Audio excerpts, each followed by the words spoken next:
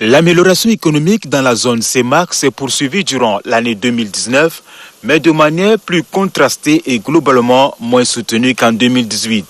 L'austérité a freiné le programme politique en faveur des populations sous-régionales avec pour fond de toile la question du franc CFA et invité les chefs d'État à des concertations de haut niveau pour explorer les pistes de solutions afin de favoriser le libre-échange entre ces pays membres.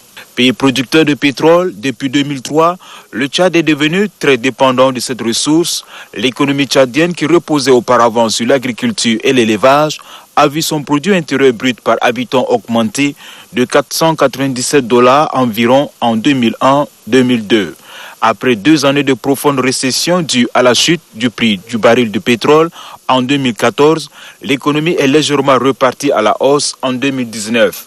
Avec une croissance du produit intérieur brut qui a dépassé les 3% grâce à la hausse des prix du pétrole, de la production pétrolière et de la production agricole. En juin 2018, le Tchad a finalisé la restructuration de son prêt commercial auprès de la compagnie pétrolière Glencore, garantie par des titres pétroliers, ce qui a permis de relever le niveau de recettes en 2019. Les recettes totales pour l'année 2020 sont évaluées à 1210 milliards, y compris les dons.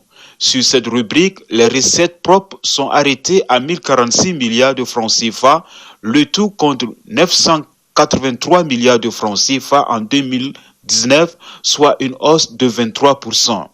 Avec une croissance du produit intérieur brut attendue de 3,4%. L'augmentation attendue de la production pétrolière stimulera l'investissement et les exportations en 2020. À moyen terme, les exportations de pétrole resteront un moteur essentiel de la croissance du produit intérieur brut. En outre, la privatisation de l'entreprise publique cotonnière a permis d'améliorer sensiblement la contribution du secteur agricole à la croissance du PIB. L'économie tchadienne reste fragile et exposée à des risques importants comme la volatilité des cours du pétrole et l'insécurité causée par la milice Boko Haram dans le bassin du lac Tchad. Le prix des denrées de première nécessité reste élevé malgré des multiples campagnes menées à travers le concept juste prix.